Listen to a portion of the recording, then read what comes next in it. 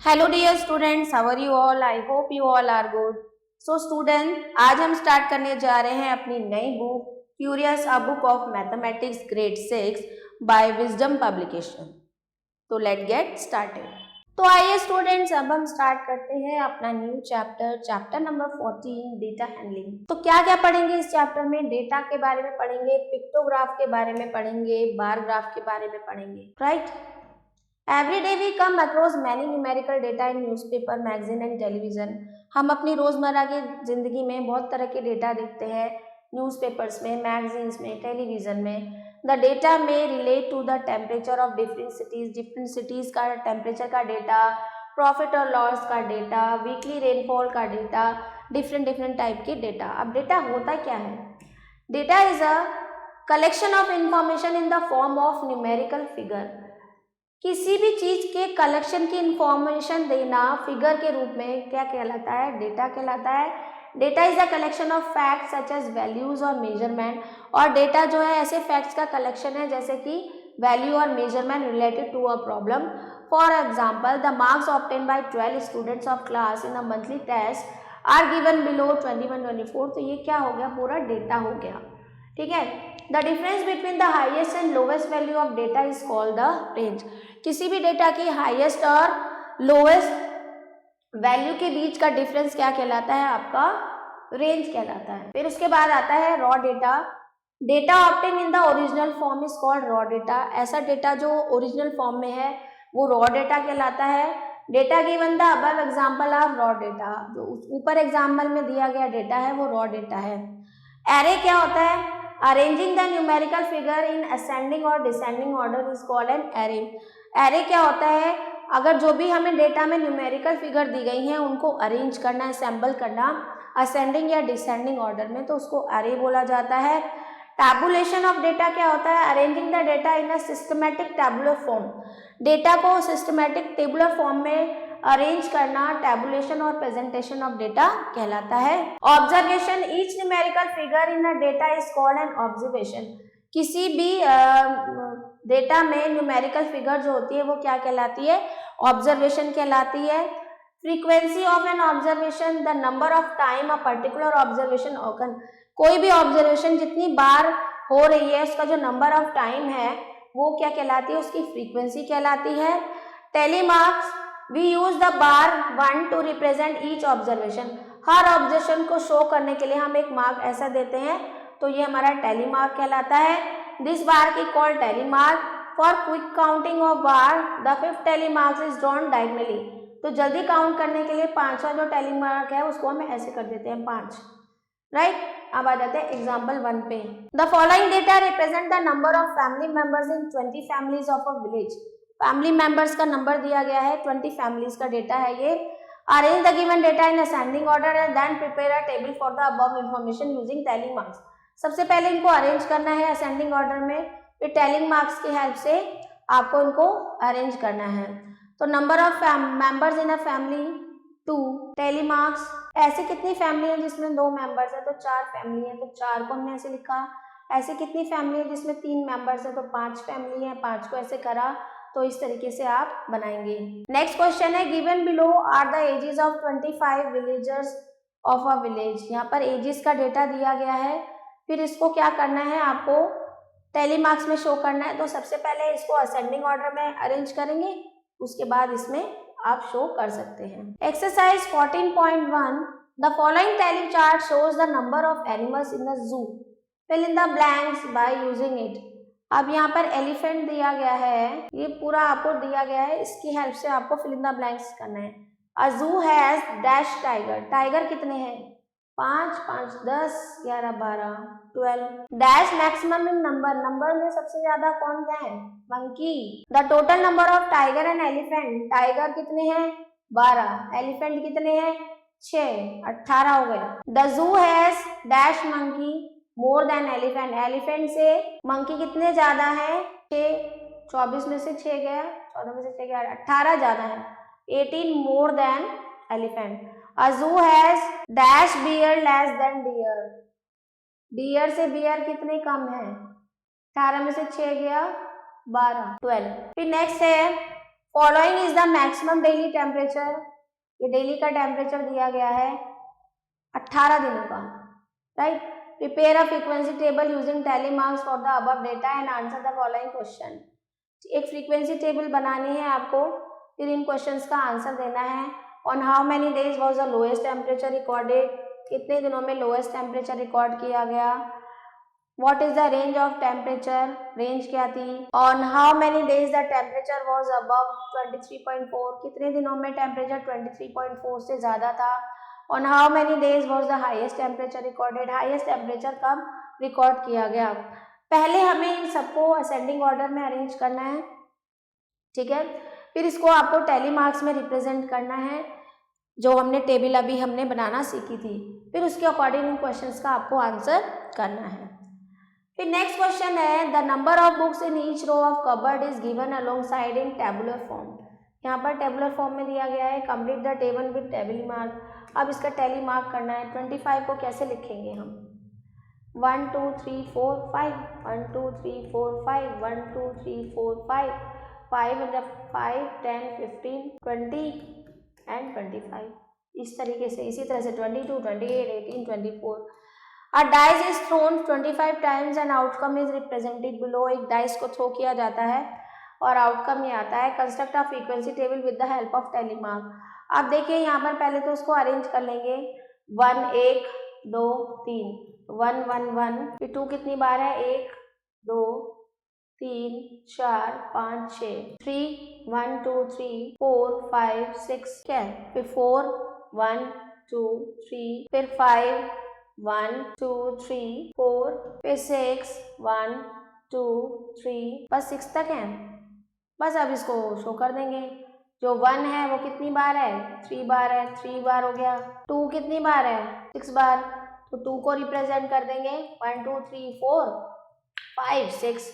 इस तरीके से जो टेबल हमने जैसे इसमें बनाई है वैसे इसमें बना लेंगे। डिफाइन द फॉलोइंग, अभी हमने ऊपर डेफिनेशन पढ़ी है, वो आपको लिखनी है। रॉ डेटा क्या होता है, एरे क्या होता है, रेंज क्या होता है, ऑब्जर्वेशन क्या होता है, टेबुलेशन ऑफ डेटा क्या होता है, टैली मार्क्स क्या होता है, फ्रीक्वेंसी क्या होता है, इन सबकी आपको डेफिनेशन लिखनी है।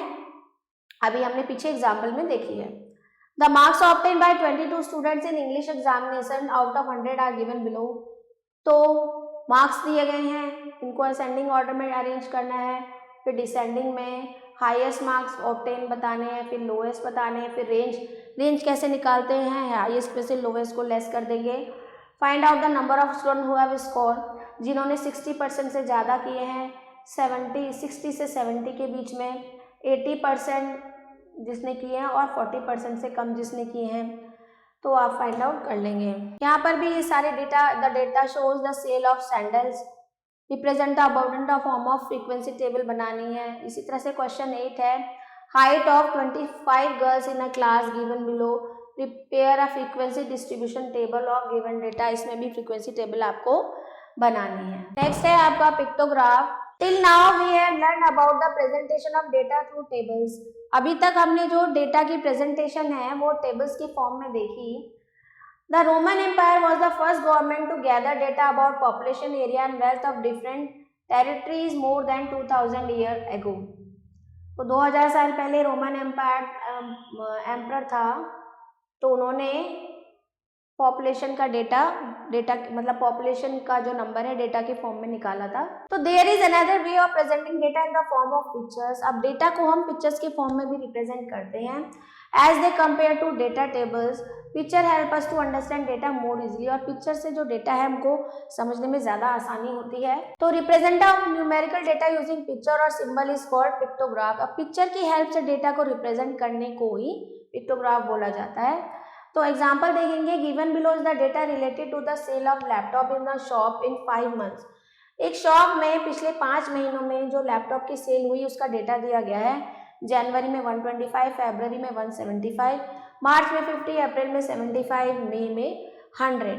तो इसका सॉल्यूशन कैसे करेंगे, देखिए पिक्टोग्राफ। जनवरी में हमने क्या करा, make a pictograph for above data. हमने लेट करा एक ट्राइंगल को 50 कंप्यूटर के बराबर में, क्योंकि भाई 125 तो हम नहीं बना सकते, थोड़ा टाइम लगेगा। तो हमने क्या करा, एक ट्राइंगल को 50 कंप्यूटर और हाफ ट्राइंगल को 25 कंप्यूटर से कंसिडर किया। तो जनवरी में कितने थे 125, तो 125 के लिए 50 और 50 100 और 25 125 हमें शो करने थे, तो उसको हमने ऐसे शो किया, राइट। इसी तरीके से फरवरी में हमारे कितने थे 175, तो 50 50 100 150 प्लस 25, इस तरीके से आप इसको शो करेंगे। नेक्स्ट एग्जांपल है given below is the information about 240 boys in who place difference games, draw a pictograph for this information. तो देखिए यहाँ पर here we shall represent 10 boys by a smiley face. अब एक स्माइली फेस से 10 boy को compare किया गया है। तो क्रिकेट कितने बॉयज खेलते हैं 1 2 3 4 5 6 7 8 यानी कि 80 बॉयज।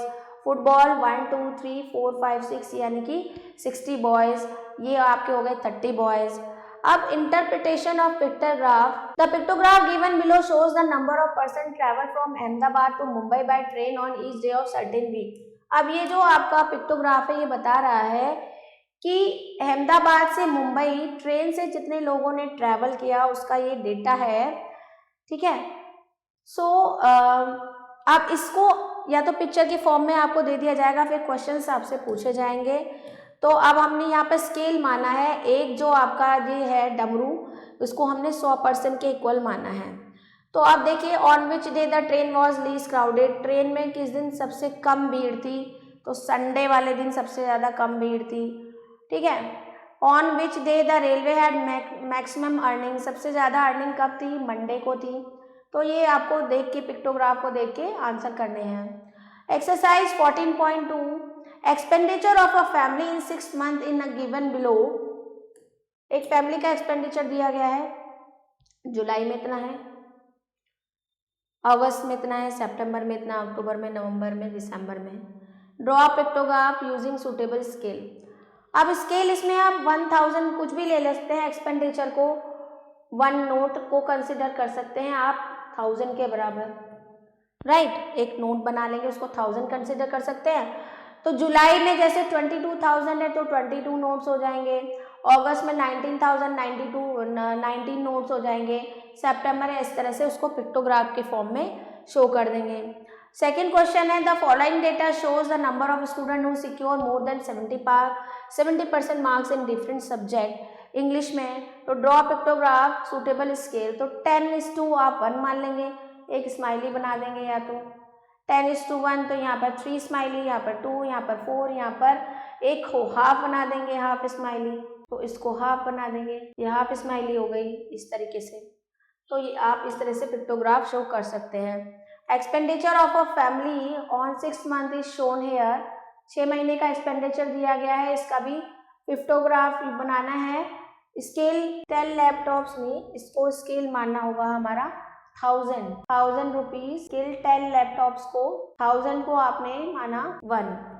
तो इस तरीके से कोई भी पिक्चर आप 1000 को कंसिडर कर सकते हैं। एक लैपटॉप ही बना लीजिए, 1000 लैपटॉप को 1 मान लिए, तो ये 20 हो गया, 16 हो गया, इस तरह से पिक्चर पे शो कर देंगे। The following table shows the number of laptop sold in the showroom in 6 month. अच्छा, ये उसका आ गया है। तो लैपटॉप यहाँ पर 10 लैपटॉप को एक स्केल मानना है, तो यहाँ पर 6 बन जाएंगे, यहाँ पर 7 या 8 या 33 या 4 या 5 पिक्चर आपको बना देनी है लैपटॉप की। नेक्स्ट क्वेश्चन है, यहाँ पर पिक्टोग्राफ दिया गया है, यहाँ पर आपको आंसर करना है कि find the number of electric bulb set sold in the month of July. जुलाई में कितने इलेक्ट्रिक बल्ब सोल्ड किए गए, तो 500 इलेक्ट्रिक बल्ब का ये है और ये 250 टीवी सेट का है, ठीक है। तो जुलाई में इलेक्ट्रिक बल्ब सोल्ड, कितने इलेक्ट्रिक बल्ब सोल्ड किए गए 1500। How many electric bulb sold during the last 6 month, पिछले 6 महीने में टोटल कितने, तो टोटल को काउंट कर लेंगे। In which month the sale of electric bulb was maximum, electric bulb maximum कहाँ कौन से मंथ में थे 500, इसमें भी है, इसमें भी है, तो 2 मंथ में थे ना, अक्टूबर और दिसंबर में। Least number of electric bulb सबसे कम कब सोल्ड किए गए, तो वो नवंबर में, राइट। इसी तरीके से नेक्स्ट क्वेश्चन, ये सारे क्वेश्चन सेम हैं, आपको इसी फॉर्म में आपको करने हैं। जिनमें आपको पिक्टोग्राफ दिया होगा उनमें आपको क्वेश्चंस के आंसर करने हैं, जिनमें क्वेश्चंस दिए हैं या जिनमें आपको डेटा दिया गया है उसमें आपको पिक्टोग्राफ बनाना है। अब पिक्टोग्राफ के बाद नेक्स्ट टॉपिक आता है आपका bar graph. A bar graph is a pictorial representation of data by a number of bars of uniform width. There are two types of graph used to display data, horizontal और vertical. Pictograph जो है bar graph के form में हम data जो represent करते हैं, तो वर्टिकल बार जो है उसको एक्स एक्सिस करते हैं जो कि लेबलिंग के लिए यूज़ किया जाता है। हॉरिजॉन्टल बार जो है उसको वाई एक्सिस कहते हैं जो यूज़ किया जाता है वर्टिकल लाइन के थ्रू।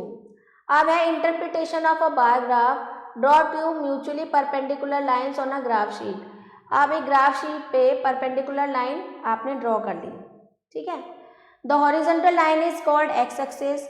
अब जो हॉरिजॉन्टल लाइन है आपकी, जो हॉरिजॉन्टल है ये आपकी एक्स एक्सिस कहलाएगी और जो ये वर्टिकल लाइन है ये आपकी कहलाएगी वाई एक्सिस, ठीक है। Draw bars of equal width on x axis keeping. अब यहाँ पर देखिए बॉक्सेस बने होते हैं तो इक्वल डिस्टेंस पे आपको उनको ड्रॉ करना होता है कोई भी डेटा रिप्रेजेंट करने के लिए। फिर देखिए example 6 given below is a bar graph represent the average temperature during 6 month.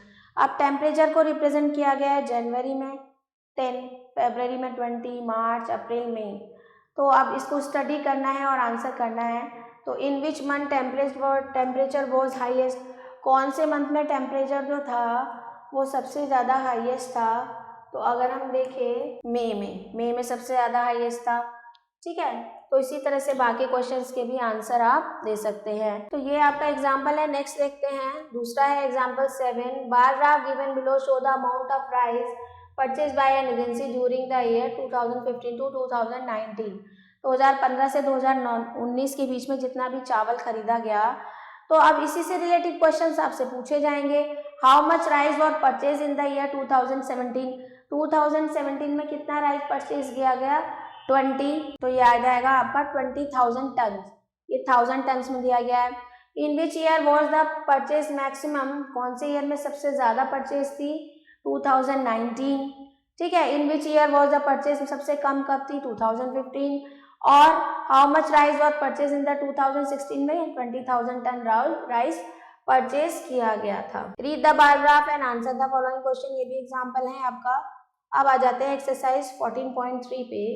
The following data shows the price of rice during the last 6 years। Represent the data in the form of bar graph. तो इसके लिए bar graph आपको paper लेना होगा, उसमें आपको data आप represent कर सकते हैं।